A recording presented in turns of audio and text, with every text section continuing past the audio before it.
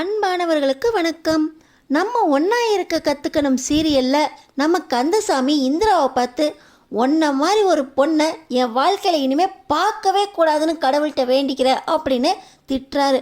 இந்திரா அப்படி கந்தசாமி திட்டுற அளவுக்கு என்ன பண்ணாங்க, என்ன நடந்துச்சுன்னு தெரிஞ்சுக்கிறதுக்கு முன்னாடி இந்த வீடியோக்கு ஒரு லைக் போட்டுக்கோங்க.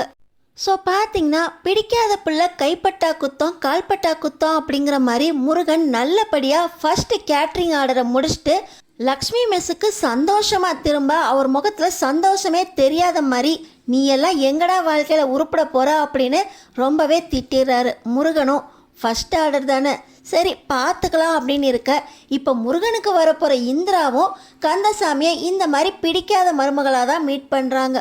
கந்தசாமி எப்பவும் போல் வாரத்தில் ஒரு நாள் கணேசன் அண்ணாவோட ஒவ்வொரு ஹோட்டலுக்காக போய் இந்த ஹோட்டலில் எப்படி இருக்குது, இந்த ஹோட்டலில் என்ன ஸ்பெஷல், என்னெல்லாம் எப்படியெல்லாம் பராமரிச்சிருக்காங்க அப்படின்னு பார்த்துக்கிட்டு இருக்காரு.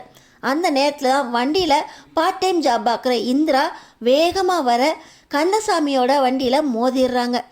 பொண்ணு மாதிரியா வண்டி ஓட்டுது, இப்படி தான் சல்லு புடுதுன்னு ஓடுதுங்க அப்படின்னு கந்தசாமி இந்திராவை பார்த்து திட்ட, இந்திரா சாரி சார், உங்கள் மேலே தான் தப்பு, இருந்தாலும் பரவாயில்ல அப்படின்னு சொல்லிட்டு அவங்க கந்தசாமி கிட்ட மன்னிப்பு கேட்டுட்டு பக்கத்தில் இருக்க அந்த சூப்பர் மார்க்கெட்டுக்கு போகிறாங்க.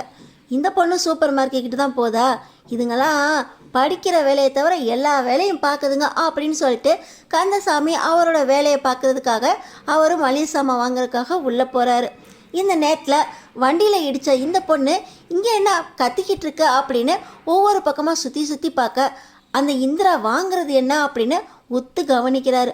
அப்போ தான் அந்த ஸ்டாஃப் கிட்ட நம்ம இந்திரா இந்த ரெட் கலர் ஒயின் பாட்டில் வேண்டாம், நான் எப்போவும் வாங்குவேனே க்ரீன் கலர் ஒயின் பாட்டில் அதுதான் வேணும் அப்படின்னு கேட்குறாங்க. இந்த பொண்ணுக்கு எதுக்கு ஒயின் பாட்டிலு அப்படின்னு கந்தசாமி அந்த இந்திராவை தப்பாக பார்க்குறாரு. ஆனால் நம்ம இந்திரா இதில் டேஸ்ட்டே இல்லை, வாசமும் நல்லாவே இல்லை, அதனால் க்ரீன் கலர் ஒயின் பாட்டில் கொடுத்தீங்கன்னா 3 பாட்டில் வாங்கிக்கிறேன் அப்படின்னு சொல்லி இந்திரா கேட்குறாங்க. உடனே அந்த ஸ்டாஃபும் என்னம்மா கேக்கு செய்கிறதுக்கு வாங்குறதுக்கு எதுக்குமா இப்படி டேஸ்ட்டெல்லாம் பார்த்துக்கிட்டு இருக்கீங்க அப்படின்னு சலிச்சுக்கிட்டே மேலே இருந்து க்ரீன் கலர் ஒயின் பாட்டில் எடுத்து கொடுக்க, கரெக்ட் இதுதான் நான் போட வாங்கிட்டு போனேன் அப்படின்னு அந்த ஸ்டாஃபில் சொல்லிவிட்டு அந்த ஒயின் பாட்டிலுக்கு பில்லு போடுறாங்க. காலம் கெட்டு போய் கிடக்குது. பொண்ணுங்க தானாக வந்து ஒரு பாட்டிலுக்கு 3 ஒயின் பாட்டிலை வாங்கிட்டு போகுதுங்க. இதெல்லாம் எங்கே உருப்பிட போகுது, நமக்கு பிறந்தது தான் அப்படி இருக்குன்னு பார்த்தா ஊரில் இருக்கதும் அப்படி தான் இருக்கா அப்படின்னு கந்தசாமி திட்டிக்கிட்டே என்ன தான் பண்ணுது, எவ்வளோ பில்லு போடுது அப்படின்னு கவனிச்சுக்கிட்டு அந்த சூப்பர் மார்க்கெட்டில் அவர் வேலையை பார்க்குறாரு. கணேசன் அண்ணா போதுண்டா நம்ம வேலை முடிஞ்சிருச்சு, நம்ம இடத்துக்கு போகலாமா அப்படின்னு சொல்லி அவங்க ஹோட்டல் வாங்குறதுக்காக இடம் வாங்கி வச்சுருக்காங்க இல்லையா, அங்கே போகிறாங்க. போகிற வழியில் பார்த்திங்கன்னா இந்திராவும் இவங்க பின்னாடியோ முன்னாடியோ மாற்றி வந்துக்கிட்டு இருக்கு. இந்த பொண்ணு என்னடா நம்மளை ஃபாலோ பண்ணுதா, ஏற்கனவே இந்த பொண்ணு குடிகார பொண்ணுன்னு நினைக்கிறேன். பொண்ணு இந்த வயசுலேயே ஒயின் பாட்டில் 3 பாட்டில் வாங்கி பில்லு போடுறத பார்த்தேன்டா, குடிக்கிறதுக்கு இடம் தேடிக்கிட்டு இருக்கு போல், நம்ம இடத்துக்கெலாம் விட மாட்டேன், இது இன்னும் எத்தனை பேரோட சேர்ந்து குடிச்சு சீரழிய போதுங்களோ அப்படின்னு கந்தசாமி திட்டிக்கிட்டே அவர் இடத்துக்கு போக நம்ம இந்திரா பார்த்திங்கன்னா ரொம்ப வேகமாக வண்டி ஓட்டிகிட்டு வந்து ஒரு வீட்டில் கொடுக்குறாங்க.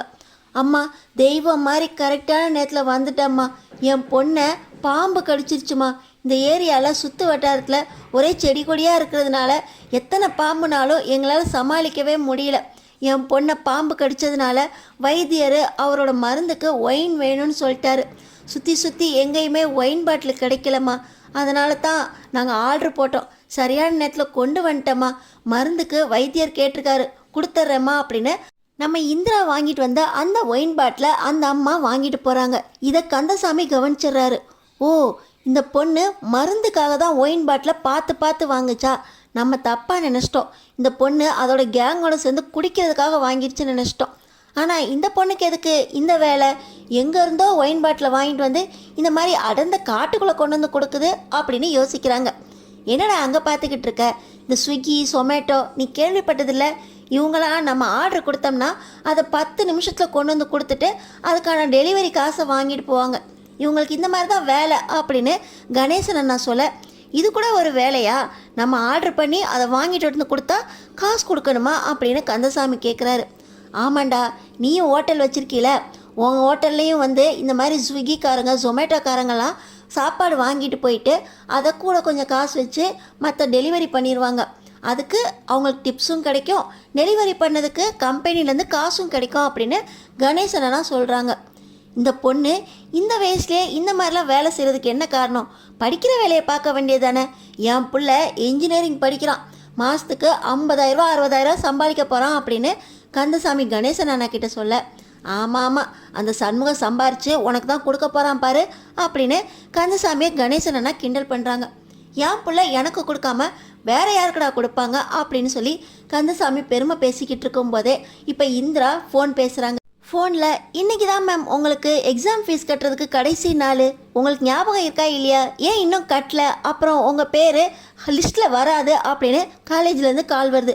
சாரி மேம், காசு ரெடி ஆயிடுச்சு, இன்னும் ஒரு மணி நேரத்தில் நான் காலேஜில் வந்து எக்ஸாம் ஃபீஸ் டேர்ம் ஃபீஸ் எல்லாமே கட்டிடுறேன் மேம் அப்படின்னு இந்திரா ஃபோன் பேசிக்கிட்டே வண்டியில் ஏற கந்தசாமிக்கு ஒரே சந்தோஷமாக இருக்குது.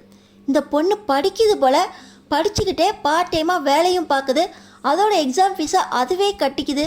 இந்த மாதிரி ஒரு பொண்ணு பிறக்கிறதுக்கு கொடுத்து வச்சுருக்கணும். நான் தான் ரொம்ப பெருமைப்பட்டுக்கிட்டேன், என்ஜினியரிங் படிக்கிறான் என் பையன் அப்படின்னு.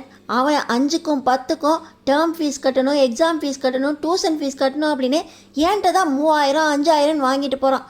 ஆனால் இந்த பொண்ணு அதோட எக்ஸாம் ஃபீஸை அதுவே உழைச்சி சம்பாரிச்சிக்கிட்டு இருக்கு. பொண்ணுங்க வாழ்க்கையில் சீக்கிரமே முன்னேறிடும், ஆம்பளை பசங்க தான் அப்போ கெட்டு போய்கிட்டு இருக்காங்களோ அப்படின்னு கந்தசாமி யோசிக்கிறாரு. என்னடா என்னன்னா இந்த பொண்ணை திட்டின, இப்போ பார்த்தா இந்த மாதிரி ஒரு பொண்ணு பிறக்கிறதுக்கு அவங்க அப்பா கொடுத்து வச்சிருக்கணுன்ற அப்படின்னு கணேசன் அண்ணா கேட்குறாங்க. ஆமாண்டா, இந்த பொண்ணை நான் பார்த்தது என்னமோ தப்பான விதத்தில் தான் என் வண்டியில் வந்து மோதிருச்சு, என்ன அவசரம் அப்படின்னு திட்டிக்கிட்டு இருந்தேன். இப்போ தான் புரியுது, இந்த பொண்ணு வேகமாக போய் சூப்பர் மார்க்கெட்லேருந்து ஒயின் பாட்டில் வாங்கிட்டு வந்து ஒரு குழந்தையோட உயிரையே காப்பாற்றிருக்கு. இந்த பொண்ணு வாங்கிட்டு வந்த ஒயின் பாட்டிலால் தான் பாம்பு கடிச்சா அந்த சின்ன பொண்ணோட உசுரை அந்த வைத்தியர் காப்பாற்றிருக்காரு. இந்த காசை வச்சு அதோட எக்ஸாம் ஃபீஸை கட்டி இந்த பொண்ணே படிக்குது, ரொம்ப நல்ல பொண்ணுடா அப்படின்னு கந்தசாமி நம்ம இந்திராவை புகழ்ந்து பேச, பரவாயில்லையே ஓ வாயாலேயே இந்த பொண்ணு புகழையும் பெருமையும் வாங்கிருச்சே, இதுக்கெல்லாம் இந்த பொண்ணு கொடுத்து வச்சிருக்கணும். எனக்கும் இந்த பொண்ணை தெரியும்டா, உன் பையன் முருகன் கேட்ரிங் ஆர்டர் எடுத்தானே அப்போ கூட இந்த பொண்ணு தான் வந்து பரிமாறிச்சு. இந்த பொண்ணு பார்ட் டைமாக வேலை பார்க்குதான், பரிமாறுறக்கு ஆள் இல்லைங்கிறப்ப இது ஃப்ரெண்ட்ஸோட வந்து இந்த பொண்ணு தான் பரிமாறிச்சு, ரொம்ப நல்ல பொண்ணுடா அப்படின்னு கணேசன் அண்ணா சொல்ல, அப்போ உனக்கு இந்த பொண்ணை ஏற்கனவே தெரியுமா அப்படின்னு இந்திராவை பற்றி கணேசன் அண்ணா கிட்ட கந்தசாமியும் கேட்குறாரு. இந்த பொண்ணு கேட்குறத வாங்கிட்டு வந்து கொடுக்கணும் தான் பார்த்தா இந்த மாதிரி இந்த வேலையெல்லாம் கூட பார்க்குமா, முருகனோட கேட்ரிங் செஷனில் பரிமாறுறதுக்கெலாம் வந்துச்சா அப்படின்னு கந்தசாமி நம்ம இந்திராவை பற்றி கணேசன் அண்ணா கிட்ட கேட்க, பார்ட் டைமாக வேலை பார்க்குறவங்க எந்த வேலை கிடைச்சாலும் போவாங்க, கூப்பிட்ட நேரத்துக்கு கூப்பிட்ட வேலையை சரியாக செஞ்சால் போதும் அவங்களுக்கான காசு கிடைக்குமே அப்படின்னு சொல்ல, பரவாயில்ல இந்த பொண்ணு அப்பப்போ எல்லா வேலையும் செஞ்சு அதுக்கான எக்ஸாம் ஃபீஸை அதுவே கட்டி படிக்குது, ரொம்ப நல்ல பொண்ணு அப்படின்னு பாராட்டுறாரு. இதெல்லாம் ஒரு பொண்ணா அப்படின்னு பேசின இந்த வாயாலேயே நம்ம இந்திராவை கந்தசாமி பாராட்டினது யாருக்கெல்லாம் பிடிச்சிருக்கோ நம்ம சேனலை சப்ஸ்கிரைப் பண்ணி தொடர்ந்து பாருங்கள்.